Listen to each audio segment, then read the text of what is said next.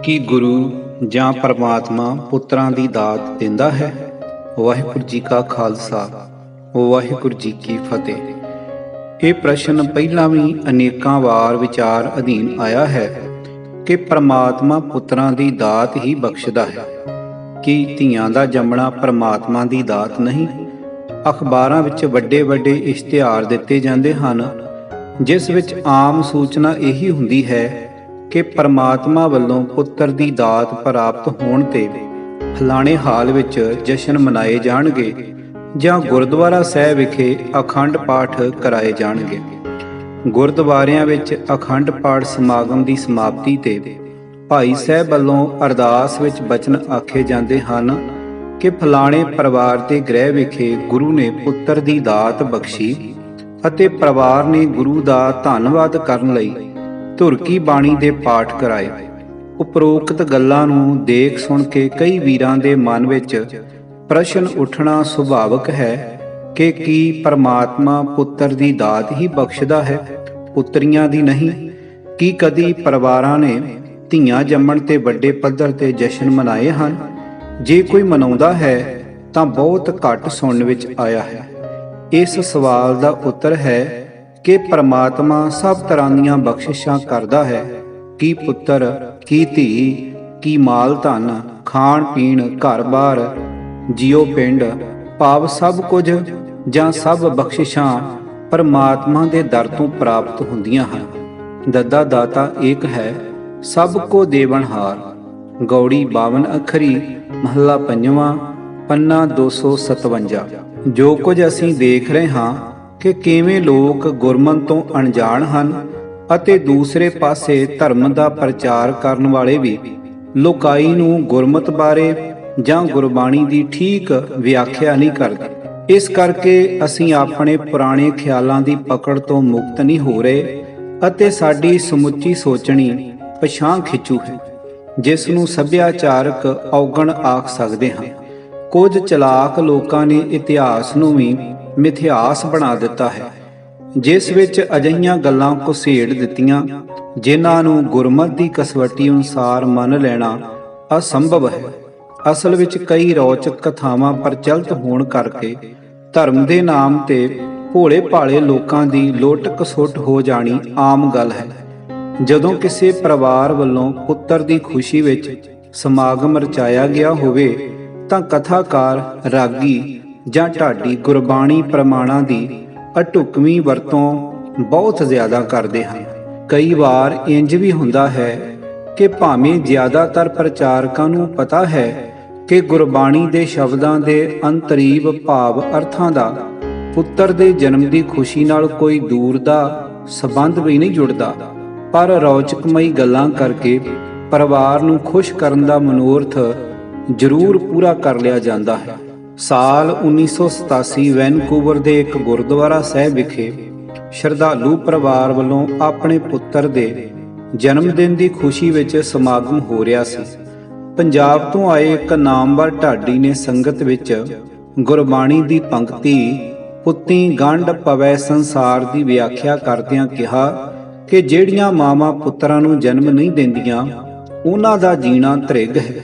ਸੰਗਤ ਵਿੱਚ ਕੁਝ ਅਜਿਹੇ ਪਰਿਵਾਰ ਸਨ ਜਿਨ੍ਹਾਂ ਦੀਆਂ ਧੀਆਂ ਸਨ ਤੇ ਪੁੱਤਰ ਕੋਈ ਨਹੀਂ ਸੀ। ਕਈ ਬੀਬੀਆਂ ਉਹ ਵੀ ਮੌਜੂਦ ਸਨ ਜਿਨ੍ਹਾਂ ਦੇ ਬੱਚਾ ਕੋਈ ਨਹੀਂ ਸੀ। ਅਜਿਹੀ ਅਢੁਕਵੀਂ ਪੰਕਤੀ ਪ੍ਰਯੋਗ ਕਰਨ ਦੇ ਨਾਲ ਮਾਵਾਂ ਨੂੰ ਦੋਸ਼ੀ ਠਹਿਰਾਉਣਾ ਸਰਾਸਰ ਗਲਤ ਸੀ। ਆਖਰ ਕੁਝ ਪਰਿਵਾਰਾਂ ਨੇ ਗੁਰਦੁਆਰਾ ਸਾਹਿਬ ਦੇ ਪ੍ਰਬੰਧਕਾਂ ਕੋਲ ਜਾ ਕੇ ਉਸ ਢਾਡੀ ਦੀ ਸ਼ਿਕਾਇਤ ਕੀਤੀ ਅਤੇ ਜਦੋਂ ਢਾਡੀ ਸਾਹਿਬ ਨੂੰ ਪੁੱਛਿਆ ਗਿਆ ਤਾਂ ਉਹ ਸਾਫ਼ ਮੁੱਕਰ ਗਏ ਤੇ ਉਸ ਕਿਹਾ, ਮੈਂ ਤਾਂ ਉਹਨਾਂ ਮਾਵਾਂ ਦੀ ਨਿਖੇਧੀ ਕੀਤੀ ਸੀ ਜੋ ਆਪਣੇ ਬੱਚਿਆਂ ਨੂੰ ਦੁੱਧ ਨਹੀਂ ਚੁੰਘਾਉਂਦੀਆਂ। ਇਹ ਪੰਕਤੀ ਪੁੱਤੀ ਗੰਢ ਪਵੇ ਸੰਸਾਰ ਪ੍ਰਚਾਰਕਾਂ ਵੱਲੋਂ ਆਮ ਹੀ ਪ੍ਰਯੋਗ ਕੀਤੀ ਜਾਂਦੀ ਹੈ, ਪਰ ਸਪਸ਼ਟ ਕਰ ਦੇਵਾਂ ਕਿ ਇਸ ਗੁਰਬਾਣੀ ਪ੍ਰਮਾਣ ਦਾ ਕੋਈ ਅਜਿਹਾ ਭਾਵ ਨਹੀਂ ਕਿ ਪੁੱਤਰਾਂ ਨਾਲ ਸੰਸਾਰ ਵਿੱਚ ਸੰਬੰਧ ਜੁੜਦਾ ਹੈ, ਪਰ ਇਸ ਸਮੁੱਚੇ ਸ਼ਬਦ ਦਾ ਵਿਸ਼ਾ ਤਾਂ ਕੁਝ ਹੋਰ ਹੀ ਹੈ। ਅਸਾਂ ਪੁੱਤਰਾਂ ਦੀ ਦਾਤ ਨੂੰ ਵੱਧ ਮਹੱਤਤਾ ਦੇਣ ਲਈ ਬਾਬਾ ਬੁੱਢਾ ਜੀ ਵੱਲੋਂ ਗੁਰੂ ਕੇ ਮਹਿਲ ਮਾਤਾ ਗੰਗਾ ਜੀ ਨੂੰ ਪੁੱਤਰ ਦਾ ਵਰ ਦੇਣ ਦੀ ਕਹਾਣੀ ਨੂੰ ਅਤ ਰੌਚਕ ਬਣਾ ਕੇ ਸੁਣਾਉਂਦੇ ਹਾਂ। ਇਸ ਦੇ ਨਾਲ ਹੀ ਅਸੀਂ ਮਾਤਾ ਜੀ ਦੀ ਸ਼ਖਸੀਅਤ ਨੂੰ ਇੱਕ ਆਮ ਦੁਨਿਆਵੀ ਤੇ ਸਧਾਰਨ ਸ਼ਖਸੀਅਤ ਬਣਾਉਣ ਦੀ ਕੋਈ ਕਸਰ ਬਾਕੀ ਨਹੀਂ ਛੱਡਦੇ। ਅੱਜ ਕੱਲ੍ਹ ਅਨੇਕਾਂ ਪਰਿਵਾਰ ਅਜਿਹੇ ਹਨ ਜਿਨ੍ਹਾਂ ਦੇ ਨਾ ਹੀ ਧੀ ਹੈ ਤੇ ਨਾ ਹੀ ਪੁੱਤ, ਪਰ ਫਿਰ ਵੀ ਉਹ ਰੱਬੀ ਭਾਣੇ ਵਿੱਚ ਹਨ। ਕਦੀ ਉਹ ਡੇਰਿਆਂ ਜਾਂ ਸਾਧਾਂ ਪਾਸ ਲੇਲੜੀਆਂ ਨਹੀਂ ਕੱਢਦੇ। ਜੇਕਰ ਪਰਮਾਤਮਾ ਹੀ ਸਭ ਬਖਸ਼ਿਸ਼ਾਂ ਦਾ ਦਰ ਹੈ ਤਾਂ ਉਥੋਂ ਦਾਤ ਮੰਗਣੀ ਚਾਹੀਦੀ ਹੈ। ਕਹਾਣੀ ਵਿੱਚ ਦੱਸਿਆ ਗਿਆ ਹੈ ਕਿ ਬੀਬੀ ਕਰਮੋ ਵੱਲੋਂ ਮਾਤਾ ਗੰਗਾ ਜੀ ਨੂੰ ਬੇ-ਔਲਾਦ ਹੋਣ ਦਾ ਮਿਹਣਾ ਮਾਰਿਆ ਗਿਆ ਅਤੇ ਮਾਤਾ ਗੰਗਾ ਜੀ ਲਈ ਅਜਿਹੇ ਬੋਲ ਚੱਲੇ ਸਨ। ਇਸ ਪਿੱਛੋਂ ਮਾਤਾ ਗੰਗਾ ਜੀ ਪੁੱਤਰ ਦਾ ਵਰ ਲੈਣ ਲਈ ਬਾਬਾ ਬੁੱਢਾ ਜੀ ਪਾਸ ਜਾਂਦੇ ਹਨ। ਭਾਵੇਂ ਅਗਿਆਨਤਾ ਵਸ ਅਨੇਕਾਂ ਪ੍ਰਚਾਰਕ ਤੇ ਲੇਖਕ ਇਸ ਕਹਾਣੀ ਨੂੰ ਮੰਨਦੇ ਹਨ, ਪਰ ਗੁਰਮਤਿ ਦੀ ਰੌਸ਼ਨੀ ਵਿੱਚ ਇਸ ਕਹਾਣੀ ਨੂੰ ਮੰਨਣ ਨਾਲ ਗੁਰਮਤਿ ਸਿਧਾਂਤ ਸਵੈ ਵਿਰੋਧੀ ਜਾਪਣ ਲੱਗ ਜਾਂਦੇ ਹਨ। ਇਹ ਮੰਨਿਆ ਜਾਂਦਾ ਹੈ ਕਿ ਇੱਕ ਸ਼ਬਦ ਜੋ ਰਾਗ ਆਸਾ ਵਿੱਚ ਹੈ, ਗੁਰੂ ਅਰਜਨ ਸਾਹਿਬ ਜੀ ਨੇ ਆਪਣੇ ਸੁਪੁੱਤਰ ਗੁਰੂ ਹਰਗੋਬਿੰਦ ਸਾਹਿਬ ਜੀ ਦੇ ਜਨਮ ਦੀ ਖੁਸ਼ੀ ਵਿੱਚ ਉਚਾਰਿਆ। ਇਸ ਸ਼ਬਦ ਅੰਦਰ ਮੁੱਖ ਵਿਸ਼ਾ ਪਰਮਾਤਮਾ ਦਾ ਧੰਨਵਾਦ ਹੈ।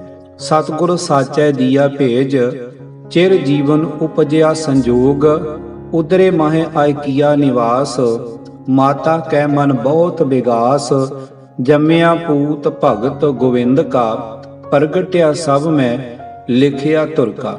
ਆਸਾ ਮਹਲਾ ਪੰਜਵਾਂ, ਪੰਨਾ 396।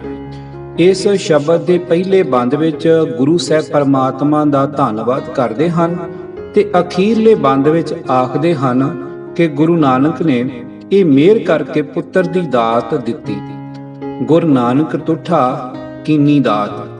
ਪੰਨਾ 396। ਬਾਬਾ ਬੁੱਢਾ ਜੀ ਬਹੁਤ ਸਤਿਕਾਰਤ ਹਸਤੀ ਸਨ, ਪਰ ਉਹਨਾਂ ਪਾਸੋਂ ਗੁਰੂ ਸਾਹਿਬ ਦੇ ਪਰਿਵਾਰ ਦਾ ਵਰ ਲੈਣਾ ਜਾਂ ਪੁੱਤਰ ਨਾ ਹੋਣ ਤੇ ਲੋਕਾਂ ਦੇ ਤਾਹਨੇ ਮਿਹਣੇ ਚੁਭਵੇਂ ਲੱਗਣੇ ਜਾਂ ਪੁੱਤਰ ਪ੍ਰਾਪਤੀ ਲਈ ਲਾਲਸਾ ਪ੍ਰਗਟਾਉਣਾ ਗੁਰੂ ਸਾਹਿਬ ਦੀ ਉੱਚ ਸ਼ਖਸੀਅਤ ਦਾ ਨਰਾਦਰ ਹੀ ਜਾਪਦਾ ਹੈ। ਦੂਜੇ ਪਾਸੇ ਇਸ ਕਹਾਣੀ ਨੂੰ ਆਧਾਰ ਬਣਾ ਕੇ ਡੇਰੇਦਾਰਾਂ ਤੇ ਬਾਬਿਆਂ ਵੱਲੋਂ ਭੋਲੇ ਭਾਲੇ ਲੋਕਾਂ ਦੀ ਲੁੱਟ ਖਸੁੱਟ ਕੀਤੀ ਜਾ ਰਹੀ ਹੈ। ਜਿੱਥੋਂ ਤੱਕ ਬਾਬਾ ਬੁੱਢਾ ਜੀ ਦੀ ਯਾਦ ਵਿੱਚ ਬਣੇ ਵਿਸ਼ੇਸ਼ ਅਸਥਾਨ ਹਨ, ਉਸ ਜਗ੍ਹਾ ਤੋਂ ਇਹ ਗੱਲ ਵੀ ਪ੍ਰਚਾਰੀ ਜਾਂਦੀ ਹੈ ਕਿ ਪਰਮਾਤਮਾ ਜਾਂ ਗੁਰੂ ਵੱਲੋਂ ਬਾਬਾ ਬੁੱਢਾ ਜੀ ਨੂੰ ਪੁੱਤਰਾਂ ਦੇ ਵਰ ਦੇਣ ਦੀ ਬਖਸ਼ਿਸ਼ ਹੋਈ ਸੀ। ਮੈਨੂੰ ਯਾਦ ਨਹੀਂ, ਪਰ ਪੁੱਤਰਾਂ ਦੇ ਵਰਾਂ ਲਈ ਕੋਟਾ, ਜਿਸ ਵਿੱਚ ਗਿਣਤੀ ਦਾ ਉਲੇਖ ਵੀ ਹੈ, ਜਿਸ ਨਾਲ ਲੋਕ ਇਹਨਾਂ ਰੌਚਕ ਕਹਾਣੀਆਂ ਨੂੰ ਸੱਚੀਆਂ ਮੰਨ ਲੈਂਦੇ ਹਨ।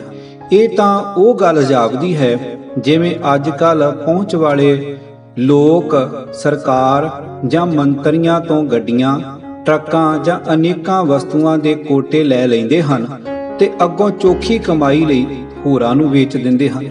ਹੁਣ ਬਾਬਾ ਬੁੱਢਾ ਜੀ ਦੇ ਡੇਰੇ ਦੇ ਸੇਵਕ ਵੀ ਵਰ ਦੇਣ ਦੀ ਸ਼ਕਤੀ ਦਾ ਪ੍ਰਯੋਗ ਜ਼ਰੂਰ ਕਰਦੇ ਹੋਣਗੇ, ਕਿਉਂਕਿ ਕੋਟਾ ਵਿੱਚ ਵਰਾਂ ਦੀ ਗਿਣਤੀ ਲੱਖਾਂ ਕਰੋੜਾਂ ਤੀਕ ਹੋਵੇਗੀ।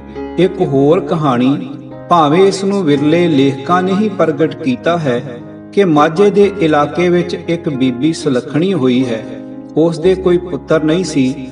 ਉਹ ਅਨੇਕਾਂ ਦੁਆਰਿਆਂ ਤੇ ਜਾ ਕੇ ਪੁੱਤਰ ਦੇ ਵਰ ਲੈਣ ਲਈ ਭਟਕਦੀ ਰਹੀ, ਪਰ ਉਸ ਦੀ ਮੁਰਾਦ ਪੂਰੀ ਨਾ ਹੋਈ ਤੇ ਉਸ ਨੂੰ ਇਹੀ ਆਖ ਦਿੱਤਾ ਜਾਂਦਾ ਸੀ ਕਿ ਉਸ ਦੇ ਲੇਖਾਂ ਵਿੱਚ ਪੁੱਤਰ ਨਹੀਂ। ਜਦੋਂ ਬੀਬੀ ਸੁਲੱਖਣੀ ਦਾ ਮਿਲਾਪ ਗੁਰੂ ਹਰਗੋਬਿੰਦ ਸਾਹਿਬ ਜੀ ਨਾਲ ਹੋਇਆ, ਗੁਰੂ ਜੀ ਨੇ ਵੀ ਇਹੀ ਆਖਿਆ ਕਿ ਉਸ ਦੇ ਲੇਖਾਂ ਵਿੱਚ ਔਲਾਦ ਨਹੀਂ, ਤਾਂ ਬੀਬੀ ਨੇ ਆਖਿਆ ਕਿ ਉਥੇ ਵੀ ਤੁਸੀਂ ਲੇਖ ਲਿਖਣੇ ਸਨ, ਜੇ ਉਥੇ ਨਹੀਂ ਲਿਖੇ ਤਾਂ ਇੱਥੇ ਲਿਖ ਦਿਓ। ਗੁਰੂ ਜੀ ਨੇ ਇੱਕ ਠੀਕਰ ਤੇ ਏਕਾ ਲਿਖਣਾ ਸ਼ੁਰੂ ਕੀਤਾ ਤਾਂ ਘੋੜੇ ਨੇ ਲੱਤ ਹਿਲਾ ਦਿੱਤੀ, ਏਕੇ ਤੋਂ ਸਾਤਾ ਬਣ ਗਿਆ। ਪਤਾ ਨਹੀਂ ਇਹ 7 ਪੁੱਤਰ ਦੇਣ ਦੀ ਬਖਸ਼ਿਸ਼ ਗੁਰੂ ਜੀ ਦੀ ਸੀ ਜਾਂ ਘੋੜੇ ਦੀ ਅਚਾਨਕ ਲੱਤ ਮਾਰਨ ਸਦਕਾ। ਦੱਸਦੇ ਹਨ ਕਿ ਬੀਬੀ ਸੁਲੱਖਣੀ ਦੇ 7 ਪੁੱਤਰ ਹੋਏ। ਵੈਸੇ ਇਸ ਪਰਿਵਾਰ ਦਾ ਕੋਈ ਕੁਰਸੀਨਾਮਾ ਨਹੀਂ ਮਿਲਦਾ। ਹੈਰਾਨੀ ਇਸ ਗੱਲ ਦੀ ਹੈ ਕਿ ਮੰਗਿਆ ਇੱਕ ਪੁੱਤਰ ਤੇ ਬਖਸ਼ਿਸ਼ ਹੋ ਗਈ 7 ਪੁੱਤਰਾਂ ਦੀ। ਚਲੋ ਕਹਾਣੀ ਸੋਹਣੀ ਘੜੀ ਹੋਈ ਹੈ। ਜੇਕਰ 7 ਵਿੱਚੋਂ 2-3 ਲੜਕੀਆਂ ਵੀ ਪੈਦਾ ਹੋਈਆਂ ਦੱਸ ਦਿੰਦੇ ਤਾਂ ਸਮਾਜ ਵਿੱਚ ਲੋਕਾਂ ਨੇ ਲੜਕੀਆਂ ਨੂੰ ਗੁਰੂ ਦੀ ਦਾਤ ਮੰਨ ਲੈਣ ਦੀ ਪਿਰਤ ਸ਼ੁਰੂ ਕਰ ਦੇਣੀ ਸੀ। ਅੱਜ ਇਹ ਗਲਤ ਪਰੰਪਰਾ ਬਣ ਚੁੱਕੀ ਹੈ ਕਿ ਪੁੱਤਰਾਂ ਦੇ ਜਨਮ ਨੂੰ ਰੱਬੀ ਦਾਤ ਆਖਿਆ ਜਾਂਦਾ ਹੈ ਤੇ ਲੜਕੀ ਜਾਂ ਧੀ ਜੰਮੇ ਉਸ ਨੂੰ ਪਰਮਾਤਮਾ ਦੀ ਦਾਤ ਕਿਉਂ ਨਹੀਂ। ਹਾਲਾਂਕਿ ਸਭ ਨੂੰ ਪਤਾ ਹੈ ਕਿ ਪੁੱਤਰਾਂ ਦੀਆਂ ਮਾਵਾਂ ਵੀ ਕਿਸੇ ਦੀਆਂ ਧੀਆਂ ਸਨ ਤੇ ਧੀਆਂ ਤੋਂ ਬਗੈਰ ਅੱਗੋਂ ਪੁੱਤਰ ਕਿਵੇਂ ਪੈਦਾ ਹੋ ਸਕਦੇ ਹਨ। ਗੁਰੂ ਅਰਜਨ ਸਾਹਿਬ ਜੀ ਦੀ ਬਾਣੀ ਵਿੱਚ ਭਾਣਾ ਮੰਨਣ ਦੇ ਅਨੇਕਾਂ ਸ਼ਬਦ ਹਨ, ਜਿਸ ਵਿੱਚ ਰੱਬੀ ਹੁਕਮ ਨੂੰ ਮੰਨਣਾ ਹੀ ਮਹਾਨ ਕਰਮ ਹੈ। ਜੋ ਤੂੰ ਕਰੈ ਸੋਈ ਪ੍ਰਵਾਨ, ਸਾਚੇ ਸਾਹਿਬ ਤੇਰਾ ਸੱਚ ਫੁਰਮਾਨ। ਆਸਾ ਮਹੱਲਾ ਪੰਜਵਾਂ, ਪੰਨਾ 376। ਤੇਰਾ ਕੀਆ ਮੀਠਾ ਲਾਗੈ, ਹਰ ਨਾਮ ਪਦਾਰਥ ਨਾਨਕ ਮੰਗੈ। ਆਸਾ ਮਹੱਲਾ ਪੰਜਵਾਂ, ਪੰਨਾ 394। ਚਲੋ ਮੰਨ ਲੈਂਦੇ ਹਾਂ ਕਿ ਅਰਦਾਸ ਕਰਨ ਦਾ ਮਹੱਤਵ ਹੈ, ਪਰ ਗੁਰਮਤ ਅੰਦਰ ਸਾਡੀ ਅਰਦਾਸ ਕਿਸੇ ਆਕਾਰ ਅੱਗੇ ਨਹੀਂ ਸਗੋਂ ਨਿਰੰਕਾਰ ਅੱਗੇ ਹੁੰਦੀ ਹੈ। ਸਭ ਕੋ ਤੇਰਾ ਤੂੰ ਸਭ ਸਦਾ, ਤੂੰ ਸਭਨਾ ਰਾਸ। ਸਭ ਤੁਧੇ ਪਾਸੋਂ ਮੰਗਦੇ, ਨਿਤ ਕਰ ਅਰਦਾਸ। ਸ੍ਰੀ ਰਾਗ ਕੀ ਵਾਰ ਮਹੱਲਾ ਚੌਥਾ, ਪੰਨਾ 86। ਸਾਡੇ ਇਤਿਹਾਸ ਦਾ ਇੱਕ ਪੱਖ ਜਿਸ ਨੂੰ ਅਸੀਂ ਅਣਡਿੱਠ ਕਰ ਦਿੰਦੇ ਹਾਂ ਉਹ ਹੈ ਬੇਬੇ ਨਾਨਕੀ ਜੀ, ਜਿਨ੍ਹਾਂ ਨੇ ਸਭ ਤੋਂ ਪਹਿਲਾਂ ਗੁਰੂ ਨਾਨਕ ਸਾਹਿਬ ਜੀ ਦੀ ਪਹਿਚਾਣ ਕੀਤੀ ਸੀ। ਬੇਬੇ ਨਾਨਕੀ ਜੀ ਦੇ ਕੋਈ ਬੱਚਾ ਨਹੀਂ ਸੀ ਅਤੇ ਅਸੀਂ ਸਭ ਜਾਣਦੇ ਹਾਂ ਕਿ ਉਹਨਾਂ ਦਾ ਘਰ ਵਿੱਚ ਪੂਰਾ ਸਤਿਕਾਰ ਸੀ। ਕਦੀ ਨਹੀਂ ਸੁਣਿਆ ਕਿ ਉਹਨਾਂ ਦੀ ਸੱਸ ਜਾਂ ਪਤੀ ਕੋਈ ਤਾਨਾ ਮਿਹਣਾ ਦਿੰਦੇ ਸਨ। ਇਸ ਦਾ ਭਾਵ ਇਹੀ ਹੈ ਕਿ ਉਹ ਮਹਾਨ ਹਸਤੀ ਬੇਬੇ ਨਾਨਕੀ ਜੀ ਰੱਬੀ ਭਾਣੇ ਅਤੇ ਰਜ਼ਾ ਵਿੱਚ ਰਹਿਣ ਵਾਲੇ ਸਨ। ਸਾਖੀਕਾਰਾਂ ਵੱਲੋਂ ਮਨ ਘੜਤ ਸਾਖੀਆਂ ਦੁਆਰਾ ਮਾਤਾ ਗੰਗਾ ਜੀ ਦੀ ਹਸਤੀ ਨੂੰ ਨੀਵਾਂ ਦਿਖਾਉਣ ਦਾ ਯਤਨ ਕੀਤਾ ਗਿਆ ਹੈ। ਸਾਨੂੰ ਗੁਰਬਾਣੀ ਦੀ ਕਸਵੱਟੀ ਨਾਲ ਦੇਖਣਾ ਪਵੇਗਾ ਕਿ ਕੋਈ ਸਾਖੀ ਮੰਨਣਯੋਗ ਹੈ ਜਾਂ ਨਹੀਂ।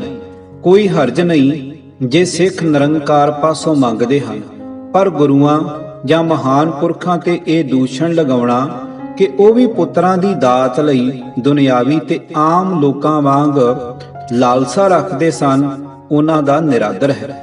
ਗੁਰੂਆਂ ਨੇ ਆਪਣੇ ਹੱਥੀਂ ਆਪਣੇ ਨਿੱਕੇ ਨਿੱਕੇ ਬੱਚੇ ਅਤੇ ਸਾਰਾ ਪਰਿਵਾਰ ਸ਼ਹੀਦ ਕਰਵਾ ਦਿੱਤਾ। ਕਦੀ ਕੋਈ ਰੋਸ ਨਹੀਂ ਕੀਤਾ, ਸਗੋਂ ਰੱਬੀ ਭਾਣੇ ਨੂੰ ਖਿੜੇ ਮੱਥੇ ਮੰਨਿਆ। ਅਸਲ ਤੱਤ ਇਹੀ ਹੈ ਕਿ ਅਸੀਂ ਸੱਭਿਆਚਾਰਕ ਔਗਣਾਂ ਨੂੰ ਪੱਲੇ ਬੰਨੀ ਫਿਰਦੇ ਹਾਂ ਤੇ ਗੁਰਮਤ ਨੂੰ ਨੇੜੇ ਨਹੀਂ ਟੁਕਣ ਦਿੱਤਾ। ਚਾਹੀਦਾ ਇਹ ਸੀ ਕਿ ਜਿਸ ਧਰਤੀ ਤੇ ਗੁਰਬਾਣੀ ਲਿਖੀ ਪ੍ਰਚਾਰੀ ਗਈ ਹੋਵੇ ਉਥੇ ਲੜਕੀਆਂ ਤੇ ਧੀਆਂ ਦਾ ਵੱਧ ਸਤਿਕਾਰ ਹੋਣਾ ਚਾਹੀਦਾ ਸੀ, ਪਰ ਉਲਟ ਧੀਆਂ ਦੇ ਕਤਲ ਹੋ ਰਹੇ ਹਨ, ਭਾਵੇਂ ਜੰਮਣ ਤੋਂ ਬਾਅਦ ਜਾਂ ਜੰਮਣ ਤੋਂ ਪਹਿਲਾਂ। ਦੂਸਰਾ, ਅਸੀਂ ਕਦੀ ਵੀ ਧੀ ਜਾਂ ਲੜਕੀ ਦੀ ਦਾਤ ਨੂੰ ਅਰਦਾਸ 'ਚ ਨਹੀਂ ਮੰਗਦੇ, ਸਗੋਂ ਇਕੱਲੇ ਪੁੱਤਰਾਂ ਦੀ ਦਾਤ ਹੀ ਮੁੱਖ ਮੰਗ ਹੁੰਦੀ ਹੈ। ਡੇਰੇਦਾਰ ਤਾਂ ਪੁੱਤਰ ਦੀ ਦਾਤ ਤੋਂ ਘੱਟ ਗਾਰੰਟੀ ਨਹੀਂ ਦਿੰਦੇ। ਗੁਰਮਤ ਅੰਦਰ ਧੀ ਪੁੱਤਰ ਸਭ ਬਰਾਬਰ ਹਨ ਤੇ ਸਭ ਦਾਤਾਂ ਵਾਹਿਗੁਰੂ ਦੀਆਂ ਹਨ। ਅੱਜ ਸੁਣਿਆ ਜਾਂਦਾ ਹੈ ਕਿ ਪੁੱਤਰਾਂ ਵਾਲੇ ਔਖੇ ਹਨ ਤੇ ਲੜਕੀਆਂ ਵਾਲੇ ਸੌਖੇ ਹਨ, ਕਿਉਂਕਿ ਮੁੰਡਿਆਂ ਨਾਲ ਮਾਤਾ ਪਿਤਾ ਦਾ ਜ਼ਿਆਦਾ ਮੋਹ ਹੋਣ ਕਾਰਨ ਉਹ ਖੁੱਲੇ ਤੇ ਬਾਗੀ ਸੁਭਾਅ ਦੇ ਹੋ ਕੇ ਗਲਤ ਰਾਹਾਂ ਤੇ ਤੁਰ ਪੈਂਦੇ ਹਨ। ਪੜ੍ਹਾਈ ਦੇ ਖੇਤਰ 'ਚ ਲੜਕੀਆਂ ਹੀ ਮੋਹਰੀ ਹਨ ਤੇ ਪੁੱਤਰ ਫਾਡੀ। ਗੁਰਮਤ ਵਿੱਚ ਪਰਮਾਤਮਾ ਵੱਲੋਂ ਹਰ ਮਿਲੀ ਦਾਤ ਤੇ ਸ਼ੁਕਰਾਨਾ ਕਰਨ ਦੀ ਪਰੰਪਰਾ ਹੈ। ਸਗੋਂ ਰੱਬੀ ਹੁਕਮ ਤੇ ਭਾਣੇ ਵਿੱਚ ਰਹਿਣ ਵਾਲਾ ਵਿਅਕਤੀ ਦੁੱਖ ਤੇ ਭੁੱਖ ਨੂੰ ਵੀ ਰੱਬੀ ਦਾਤ ਮੰਨ ਕੇ ਵਿਗਾਸ 'ਚ ਰਹਿੰਦਾ ਹੈ। ਕੀਤਿਆਂ ਦੁੱਖ ਭੂਖ ਸਦ ਮਾਰ, ਇਹ ਬੇ ਦਾਤ ਤੇਰੀ ਦਾਤਾਰ। ਜਪਜੀ ਪੰਨਾ 5।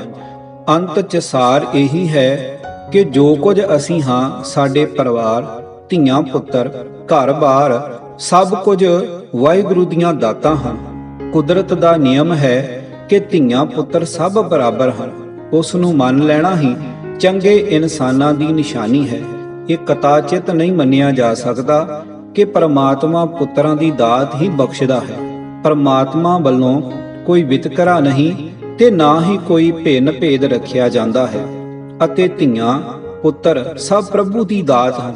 ਬਾਬਾ ਬੁੱਢਾ ਜੀ ਵੱਲੋਂ ਪੁੱਤਰ ਲਈ ਵਰ ਦੇਣ ਦੀ ਕਥਾ ਜਾਂ ਬੀਬੀ ਸੁਲੱਖਣੀ ਜੀ ਵੱਲੋਂ ਗੁਰੂ ਹਰਗੋਬਿੰਦ ਸਾਹਿਬ ਪਾਸੋਂ ਪੁੱਤਰਾਂ ਦੇ ਵਰ ਲਈ ਜਾਚਨਾ ਲਈ ਘੜੀਆਂ ਕਹਾਣੀਆਂ ਗੁਰਮਤ ਦੇ ਅਨੁਸਾਰ ਪ੍ਰਵਾਨ ਨਹੀਂ ਚੜ ਸਕਦੀਆਂ, ਕਿਉਂਕਿ ਗੁਰਮਤ ਵਿੱਚ ਵਰ ਤੇ ਸਰਾਪ ਦੇਣ ਵਾਲੀ ਗੱਲ ਉੱਕਾ ਹੀ ਨਹੀਂ ਮੰਨੀ ਜਾਂਦੀ।